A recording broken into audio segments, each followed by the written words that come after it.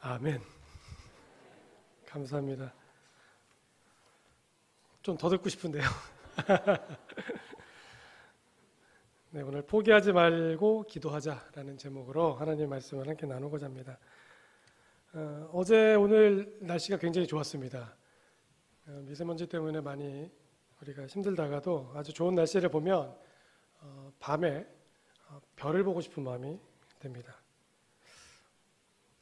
도시라서 밤에 별 보기가 쉽진 않지만 가끔 시골에 가게 되면 수많은 밤하늘의 별을 보게 됩니다. 굉장히 빛나는 별들을 보죠. 그런데 그 별들을 보면서 하나 생각할 수 있는 것은 우리가 보는 그 별빛이 현재 존재하는 별빛이 아닐 수도 있다는 거죠. 지구에서부터 수십 광년 떨어진 곳에서 별빛이 출발하면 때로는 그 별이 사라지고 난 후에도 수십 년 후에 우리 눈에 그 별빛이 보이기도 한다는 겁니다. 별은 사라졌지만 별빛은 우리가 보면서 참 아름답다 그렇게 느낄 수 있다는 거죠. 기도도 마찬가지 같습니다. 과거로부터 오늘까지 가정을 위해서, 교회를 위해서, 나라를 위해서 기도를 하면 혹 그 기도를 하는 그 분은 과거에 생활하시고 또 역사 속에서 사라진다 할지라도 그 기도는 계속 남아있다는 거죠.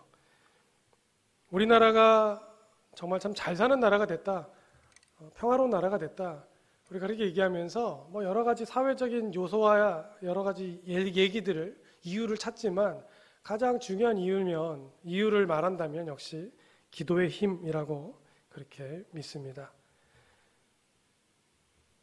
기도는 향기처럼 남아서 과거에 했던 기도, 또 과거에 했던 그 바람이 하나님께서 하나님의 때에 들어 응답해 주신 줄 믿습니다.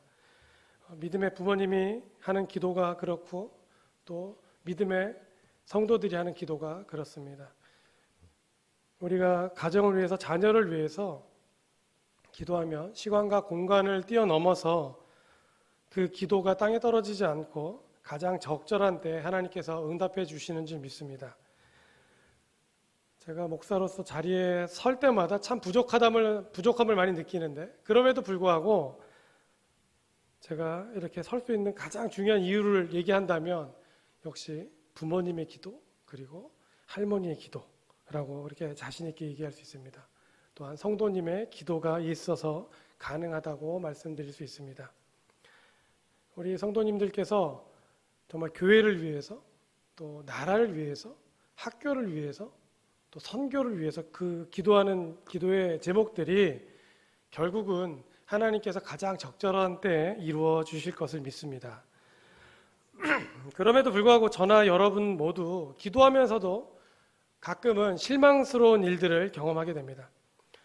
스스로 생각할 때 이 기도가 분명히 이루어질 것 같은데, 혹은 내가 하나님 보시기에 그렇게 나쁘게 행동하지 않았는데 하면서도 기도한 일들이, 또 생각하는 일들이 어긋날 때가 있습니다. 열심히 기도했음에도 불구하고 기도 응답은 없고, 또 언제까지 기도해야 될까 그렇게 고민하게 되는, 하나님께 반문할 정도로 힘든 일들을 만나게 되면 나약하기 때문에 어쩔 수 없이 반문합니다. 하나님 언제까지입니까? 제 기도를 하나님 들어주실 거 하나님께서 들어주시겠습니까? 라고 그렇게 묻기도 합니다. 때로는 하나님께서 우리의 기도를 분명히 듣고 계시다는 것을 알면서도 기도의 제목이 해결되지 않는 상황을 보면서 답답해하고 또 불안해하는 마음을 갖게도 됩니다. 믿음으로 살겠다고 다짐하고 노력하면서도 뜻하지 않는 어려움을 만나게 되는 경우에는 하나님께 기도하는 그 기도의 줄을 놓는 그런 경우들도 있습니다. 우리는 어떻게 기도해야 할까요? 오늘 말씀을 보면서 다시 한번 우리의 기도의 방향을 생각해 보았으면 좋겠습니다. 예수님은 기도를 너무너무나 잘 알고 있는 유대인들에게 우리가 오늘 읽은 과부의 비유를 말씀해 주십니다. 오늘날도 그렇지만 유대인들은 예수님 시절에도 정말 기본적으로, 습관적으로 기도를 잘하는 그런 사람들이었습니다. 유대인들은 하루 3번씩 규칙적으로 기도를 합니다. 우스갯소리인지는 모르겠지만 유대인들이 기도를 하루 3번으로 정한 이유가 있습니다. 기도를 하루 3번 이상 하면 하나님께서 피곤하실까 봐 하루에 3번만 기도한다는 그런 얘기도 합니다. 이제 중요한 것은 규칙적으로 시간을 정하고 또 습관적으로 기도하는 유대인들의 모습. 분명히 유대인들이 그렇게 기도하는 것을 보면 큰 문제가 없는 것 같은데 예수님께서는 굳이 이 유대인들에게, 특별히 예수님의 말씀을 듣고자 하는 유대인들에게 기도에 대한 얘기를 해주십니다. 많이 들었던 말씀인데 한 과부에 대한 얘기입니다. 두 인물이 나오죠. 하나님을 두려워하지 않고 사람을 무시하는 재판관, 그리고 사회적으로 힘이 없고 경제적으로 능력이 없는 한 과부, 약자인 과부. 이 두 인물에 대한 얘기를 하시면서 예수님은 2개의 메시지를 듣는 사람들에게 또 우리들에게 전해주십니다. 2절과 3절을 다시 한번 읽어보겠습니다. 2절과 3절입니다. 시작. 이르시되 어떤 도시에 하나님을 두려워하지 않고 사람을 무시하는 한 재판관이 있는데 그 도시에 한 과부가 있어 자주 그에게 가서 내 원수에 대한 나의 풀어주소서 하되. 첫 번째 메시지는 자주 기도하라입니다. 한번 따라해 주셨으면 좋겠습니다. 자주 기도하라. 1절에서도 언급했듯이 항상 기도하는 것의 중요성을 말씀하시면서 자주 기도해라 라고 그렇게 말씀합니다. 그 1절에서 항상이라는 단어는 헬라어 판토테인데 그 어원은 파스라고 해서 모든이라는 뜻이고요. 그래서 여기서 항상은 언제나 늘 기도해라, 늘이라는 뜻을 가지고 있습니다. 데살로니가전서 5장 16절에서 18절 보면 또 거기서 똑같은 단어가 나오는데요. 판토테. 항상 기뻐하라, 쉬지 말고 기도하라, 범사에 감사하라. 여기서도 이 항상, 그리고 쉬지 말고, 그리고 범사에 하면서 이 앞에 단어들이 같은 의미로 사용됩니다. 이것은 언제나 늘 기도하라는 의미도 되지만 또 다르게 말하면 자주, 습관적으로, 끊임없이 기도해라. 쉬지 않고라고 하는 그 말이 그냥 계속 기도해라 라는 의미도 있지만 지속적으로 기도해라, 습관적으로 기도해라, 그런 의미가 담겨 있습니다. 과부가 불의한 재판관을 그렇게 자주 끊임없이 항상 찾아간 이유는 딱 하나입니다. 자신의 억울함을 풀어줄 수 있는 사람이 재판관밖에 없었기 때문에 그렇습니다. 재판장밖에는 자신의 억울함을 풀어줄 능력이 없었습니다. 이 당시의 과부는 재력이 없습니다. 경제적으로 활동을 거의 못합니다. 그러니까 자기의 어떤 능력과 힘으로는 자신의 억울함을 풀 수 있는 방법이 없었습니다. 그러니까 찾아갈 수밖에 없죠. 재판관을 찾아가서 끊임없이 자신의 억울함을 호소합니다. 재판을 해달라고 매달립니다. 이 여인에게는 방법이 재판관이 자신의 억울함을 풀어줄 수 있는 것 외에는 없기 때문에 끊임없이 찾아갑니다. 여인에게는 간절함과 절박함이 있었습니다. 사랑하는 성도 여러분, 기도하실 때 절박함이 있으십니까? 기도할 때 하나님 외에는 내 이 기도 제목을 들어주실 수 있는 분이 없습니다 라는 그런 간절함이 있으십니까? 우리가 기도할 때마다 어떤 제목이 되든지 어떤 내용이 되든지 정말 하나님밖에는 없습니다라는 절박함과 간절함으로 기도하시기 바랍니다. 그런 기도가 하나님이 우리의 기도를 들어주시는 굉장히 중요한 첫 번째 메시지가 됩니다. 습관적으로 호흡처럼 그렇게 기도하는 기도. 한남고등학교를 졸업한 학생 얘기를 한 명 좀 사연을 하나 소개하고자 합니다. 한남고등학교를 입학하기 전에는 하나님을 몰랐던, 또 교회를 그렇게 다니지 않았던 학생 한 명이 이제 학교에 와서 예배도 드리고 기도회도 하고 하면서 믿음이 생겼습니다. 그래서 고등부도 열심히 나오고요. 고3 생활을 열심히 했습니다. 정말 긴장되지만 열심히 노력하면서 공부했던 이 학생이 이제 모든 수능 고사까지 마치고 이제 마음 졸이면서 기도를 했는데 자기가 원했던 학과의 한 학교에 합격 통지를 받았습니다. 얼마나 감사합니까? 그래서 돌아다니면서 얘기합니다. 하나님께 기도했더니 제 기도를 들어주셔서 제가 원했던 학교에 입학했습니다. 합격했습니다. 이제 그렇게 얘기하면서 다녔습니다. 그런데 어느 날 저녁에 아주 기막힌 사연 소식이 들려옵니다. 뭐냐면 이제 합격을 했기 때문에 등록을 해야 됩니다. 은행에다 등록금을 내야 되는데 이유는 잘 모르겠는데 등록금을 내는 마지막 날 이 학생이 등록금을 안 낸 겁니다. 어떻게 됐습니까? 불합격했습니다. 합격을 했음에도 불구하고 은행에다가 입금 안 해서 자기의 그 등록금을 입금을 안 해서 불합격 처리가 됐습니다. 그 얘기를 들은 저도 깜짝 놀랐고요. 또 이 학생 담임 선생님도 그렇고요. 다들 놀랄 수밖에 없습니다. 이제 제일 기막힌 것은 이 학생이죠. 그러면서 며칠 후에 이 학생을 만났는데 이제 그런 얘기를 합니다. 제가 왜 그랬는지 저도 잘 모르겠어요. 하나님께 기도하면서 합격을 시켜주셨다고 생각했는데 떨어진 거죠. 이 학생이 해줄 수 있는 말은 그 말밖에 없었습니다. 내가 실수를 했지만 하나님은 실수하지 않으시니까 1년 동안 열심히 공부하고 또 내년에 하나님의 뜻을 구해보자. 이미 엎질러진 물 같은 결과였으니까요. 이제 그리고 1년 동안 좀 고생스럽지만 이제 재수를 했습니다. 이 학생이. 1년이 지난 후에 이 학생이 학교에 합격을 했는데요. 그리고 나서 한 1년, 2년 지난 후에 지금 얘기합니다. 제가 그 첫 학교에 합격한 후에 등록금을 내지 않았던 것이 오히려 지금 생각해보면 감사한 일입니다.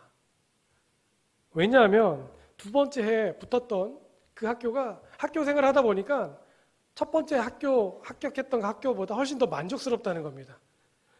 그래서 지금 학교를 열심히 다니고 있고요. 또 학교 생활하면서 믿음도 더 많이 자랐습니다. 말도 안 되는 실수 앞에서 절박한 마음으로 기도할 수밖에 없었던 그 1년. 이 학생에게는 그 1년이 정말 자기가 등록을 하지 않았기 때문에 불합격 처리됐던 그 실수했던 그 마음, 안타까웠던 마음, 그래서 얼마나 후회했고 또 얼마나 자신의 실수에 대해서 창피하고 부끄럽겠습니까? 근데 1년 후에 더 좋은 학교, 자기가 원하는 학교에 입학하고 나니까 그거조차도 하나님의 은혜다 이렇게 고백하는 그런 학생의 고백을 들을 수 있었습니다. 때로는 우리가 기도하면서 지금 당장 우리의 기도가 들어지지 않는다고 해도 우리가 지속적으로 자꾸 기도해야 되는 이유가 이것입니다. 지금 당장은 내 기도가 이루어지지 않는다고 해도 하나님은 가장 좋은 방법으로, 가장 선한 방법으로 응답해 주실 줄 믿습니다. 야고보서 1장 6절 7절에 말씀에 그런 말씀이 있죠. 오직 믿음으로 구하고 조금 더 의심하지 말라. 우리 함께 다시 한번 읽어보겠습니다. 시작. 오직 믿음으로 구하고 조금 더 의심하지 말라. 의심하는 자는 마치 바람에 밀려 요동하는 바다 물결 같으니 이런 사람은 무엇이든지 죽기 얻기를 생각하지 마라. 아멘. 우리가 믿음으로 구할 때는 의심하지 않고 구해야 되는데 하나님께 기도하면서 정말 구할 때는 절박한 마음으로 하나님밖에는 해답이 없습니다. 하나님밖에는 이 방법을 들어주실 수 없습니다. 라는 마음으로 기도하시기를 바랍니다. 두 번째 메시지는 포기하지 말고 기도하라 입니다. 다 같이 한번 함께 해보겠습니다. 포기하지 말고 기도해라. 다시 한번 포기하지 말고 기도해라. 5절 말씀인데요. 5절 말씀을 함께 다시 읽겠습니다. 이 과부가 나를 번거롭게 하니 내가 그 원한을 풀어주리라. 그렇지 않으면 늘 와서 나를 괴롭게 하리라 하였느니라. 불의한 재판관의 말입니다. 이 불의한 재판관은 돈을 가지고 찾아오는 사람의 재판을 먼저 해주고요. 또 힘 있는 사람의 편에 서서 재판을 했던, 그래서 가끔은 엉뚱한 재판 결과를 가져왔던 그런 재판관으로 예수님께서 소개합니다. 그런데 계속 이 과부가 찾아와서 자신의 원한을 풀어달라고 갚아달라고 얘기하는데 그냥 보니까 과부입니다. 돈도 없습니다. 계속 미루는 겁니다. 다음에 오라 그래, 다음에 오라 그래. 그런데 이 과부는 자꾸 찾아갑니다. 자주 찾아갑니다. 늘 찾아갑니다.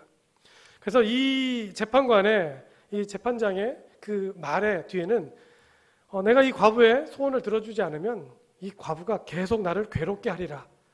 근데 이 괴롭게 하리라는 뜻은 히포피아조라고 하는 뜻으로 이 히포피온이라고 하는 단어에서 왔는데요. 눈 아래 얼굴 부분에서 비롯됐는데요. 무슨 뜻이냐면 눈 아래를 계속 때리다. 그런 뜻입니다. 눈 아래를 멍들게 때리다. 그러니까 나를 괴롭힌다는 말이 내 생명엔 지장은 없지만 계속 나를 괴롭힌다는 거죠. 이제 곧 여름이 오면 모기가 우리를 괴롭히는데요. 한번 생각해 보십시오. 자려고 누웠는데 계속 귓가에서 모기 소리가 왱왱왱 납니다. 잠을 잘 수 있습니까? 불을 켜고 모기를 찾겠죠. 모기가 나를 죽일 수는 없지만 너무 괴롭죠. 귀찮죠. 그것과 마찬가지라는 거죠. 이 과부의 재판을 안 해주면 계속 나를 귀찮게 하리라, 괴롭게 하리라. 그래서 이 재판장이 이제 결국 들어준다라는 그 얘기를 비유로 예수님이 말씀하시면서 하시는 말씀이죠. 7절과 8절 말씀입니다. 7절과 8절 함께 읽겠습니다. 시작. 하물며 하나님께서 그 밤낮 부르짖는 택하신 자들의 원한을 풀어주지 아니하시겠느냐? 그들에게 오래 참으시겠느냐? 내가 너희에게 이르노니 속히 그 원한을 풀어주시리라. 그러나 인자가 올 때에 세상에서 믿음을 보겠느냐 하시니라. 아멘.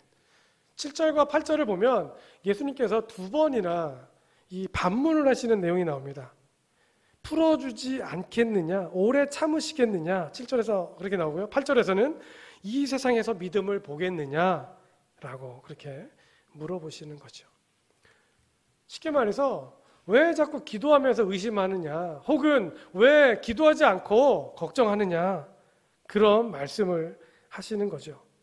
힘들고 어려운 상황에서 포기하지 않고 오직 하나님만을 바라며 기도하는 그런 모습, 내가 이 땅에 다시 왔을 때 그런 성도의 모습을 보겠느냐 반문하십니다. 오늘 여러분 어떤 제목으로 기도하고 계십니까? 그 기도 제목이 반드시 이루어질 것을 믿으면서 기도하고 계십니까? 하나님께서 이 땅에 오셨을 때, 예수님께서 이 땅에 다시 오셨을 때 그렇게 기도하고 있는 여러분의 모습을 확인하시겠습니까? 기도로 현실적인 문제를 극복하시기를 원합니다. 언제까지 기도하시겠습니까? 이루어질 때까지. 하나님의 뜻을 분명히 알 때까지. 기도의 응답이 반드시 내가 기도하는 모든 기도가 이루어진다는 것이 응답은 아닌 것을 잘 알고 계실 것입니다. 중요한 것은 이 기도가 하나님의 뜻인지 아닌지 분명히 알 때까지, 하나님의 뜻이 내 삶 가운데서 이루어지는 것을 확인할 때까지 기도하는 여러분이 되시길 바랍니다. 기도가 현실이 될 때까지 우리가 기도하는 그런 모습, 포기하지 않는 모습, 이렇게 믿음을 갖고 생활하는 한 스포츠 선수를 소개할까 합니다. 영상인데요. 케일 메이나드라고 하는 우리 분의 영상을 잠시 보겠습니다. 그는 챔피언 인간이다. 이 시대의 가장 고무적인 젊은이 카일 메이나드. 팔꿈치에서 끝나는 팔, 무릎 부근에서 끝나는 다리, 모습이죠. 120cm의 작은 키. 선천적 사지절단증이라는 희귀병을 가지고 태어난 그는 이 험한 세상에서 살아남을 수 있을까? 주변인들의 우려 섞인 걱정을 받는다. 그러나 레슬링 선수권 대회 우승, 미국 레슬링 명예의 전당 입성, 크로스핏 공인 강사, 역도 세계 기록 보유자. 보조기 도움 없이 킬리만자로와 아콩콰가산 정상에 최초로 오른 그는 불가능해 보이는 것을 가능하게 만들며 많은 이에게 영감을 준다. 성공하기 위해서는 한계에 맞닥뜨리는 경험이 필요합니다. 그리고 이를 위해서 무수한 실패를 반복해야만 하죠. 실패한다는 건 성공을 향해 나아가는 중이라는 것을 의미하며, 실패를 하지 않았다는 건 아직 시작도 하지 않았다는 걸 뜻합니다. 카일, 녹색단지에서 설탕 좀 꺼내줄래? 유년 시절 할머니께서는 제가 손이 없다는 걸 깜빡하시고 종종 이런 부탁을 하셨습니다. 손이 없는 제가 입구가 좁은 단지에서 설탕을 꺼낼 수 있었을까요? 수백, 수천 번도 넘게 실패했습니다. 한쪽 팔로 숟가락을 잡고 설탕을 퍼올렸지만 설탕 단지 입구 근처에서 계속 놓치고 말았죠. 딱 거기까지가 한계였습니다. 포기하고 싶었어요. 그런데 수천 번 시도한 게 너무 아깝더라고요. 그래서 제 스스로에게 말했습니다. 딱 한 번만 성공하자. 그러면 그 다음부터는 쉬울 거야. 그리고 몇 번을 더 실패하다가 마침내 설탕을 꺼내는데 성공했고, 이 경험은 제 삶의 태도를 완전히 바꿔놓았습니다. 죽지 않은 한 그만둘 수 없다라는 좌우명을 갖고 있는 카일 메이나드. 레슬링 경기에서 35연패를 했을 때도, 사람들이 비웃었을 때도 그는 절대 포기하지 않았다. 제 이름이 알려지면 알려질수록 비웃는 사람이 많아지더라고요. 끊임없이 손가락질을 하고 조롱했습니다. 여러분도 아마 같은 경험을 하게 될 겁니다. 열심히 노력할수록, 성공을 향해 달려갈수록 시샘하고 비난하는 이들이 많아질 거예요. 그럴 때마다 스스로에게 외치세요. 절대 포기하지 않겠다고. 사람들의 말에 상처받아 포기한다면 더 나아갈 수도, 더 성장할 수도 없습니다. 그만두는 것은 내 선택이지 타인의 강요일 수는 없어요. 죽지 않는 한 절대 그만둘 수 없습니다. 살다 보면 알게 될 거예요. 잘 풀리는 날보단 안 풀리는 날이 훨씬 더 많고, 나를 믿고 지지하는 사람보단 비웃고 손가락질하는 사람이 훨씬 많다는 걸. 질 걸 알면서도 뛰어들어야만 하는 날이 많다는 걸 알게 될 거고, 이 과정에서 죽을 고비를 넘길 때도 많다는 걸 알게 될 거예요. 근데 이때마다 무엇을 기억해야 한다고요? 죽지 않는 한 그만둘 수 없다. 그만두는 것은 전적으로 내 선택이지 타인의 강요일 수는 없다. 제가 해낸 일이면 여러분은 더 쉽게 해낼 수 있습니다. 성공을 위해 겪게 되는 무수한 실패 앞에서 포기하지 마세요. 우리의 운은 우리가 만들어갑니다. 우리의 운명은 우리가 결정하고요. 그러니 절대 포기하지 마세요. 모든 도전에 변명은 없습니다. 네. 이분을 소개한 이유는 이 카일 메이나드라고 하는 분이 믿음의 가정에서 정말 건강하게 자란 청년이기 때문입니다. 1986년에 선천성 사지절단증이라는, 태어날 때부터 팔다리가 짧게 태어난 이 모습이었습니다. 태어났을 때 엄마는 그렇게 얘기했다고 합니다. 우리 아이가 믿을 수 없을 만큼 아름답네요. 팔다리가 정말 짧게 태어난 그 아이를 보면서도 하나님께 감사하는 엄마의 고백이었습니다. 할머니는 너는 아주 정상적인 사람이란다. 하나님은 전 세계에 있는 다른 사람들을 생각하는 만큼 너를 사랑해. 그렇게 어렸을 때부터 이 아이에게 가르쳤다고 합니다. 카일은 정말 먼저 사람들에게 적의를 갖지 않고 만날 수 있도록 대해야 한다는 것을 배웠고요. 이 카일의 아버지는 굉장히 엄격하게 훈련을 했다고 합니다. 혼자서 옷도 입고 혼자서 밥도 먹을 수 있도록 그렇게 훈련을 시켰습니다. 중요한 것은 이 카일이 하고 싶다고 하면 아버지가 카일이 할 수 있도록 여러 가지 고쳐주는 역할을 해서 물총놀이도 하고요. 그리고 길거리에서 하키도 할 수 있도록 이 카일에 맞게 물건들을 개조해 줬다고 합니다. 어렸을 때부터 스포츠 광이었던 이 카일은 하키도 했고요. 또 레슬링도 했고 수영도 했고요.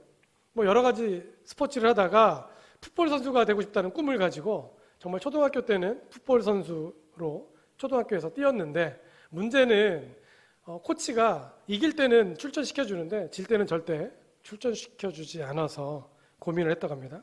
이제 그러다가 체력 훈련을 할 때 했던 레슬링을 본격적으로 해서요. 35번 연패를 했음에도 불구하고 끝까지 해서 36번째 승리를 하기 시작하고요. 그래서 정말로 프로로 전향을 하고 그렇게 활동을 했다고 합니다. 여러 TV 토킹쇼에도 나왔는데요. 그 다음에 CNN 그런 방송에도 나오고요. 인터뷰를 할 때 그 사회자가 그렇게 물어봅니다. 가장 힘들 때가 언제입니까? 뭐라고 대답하냐면 콜라캔 뚜껑을 딸 때 제일 힘듭니다. 그렇게 우스갯소리도 할 수 있을 만큼 믿음으로 자란 이 카일은 얘기합니다. 포기하지 않았더니 이루어졌다. 물론 영상에선 소개하지 않았지만 끊임없는 기도, 믿음으로의 결단이 있었을 것입니다. 오늘 우리 정윤 성도 여러분들도, 정윤교회 성도 여러분들도 포기하지 않고 하나님의 귀한 뜻이, 가장 선한 뜻이 성도 여러분의 삶에서 나타날 수 있도록 포기하지 않고 기도하시기를 바랍니다. 그렇게 기도할 때 하나님이 가장 적절한 때에 가장 좋은 응답을 해 주실 줄 믿습니다. 하나님의 응답을 늘 받고 감사함을 누리는 우리 귀한 성도 여러분 되시기를 주님의 이름으로 축원합니다. 기도하겠습니다.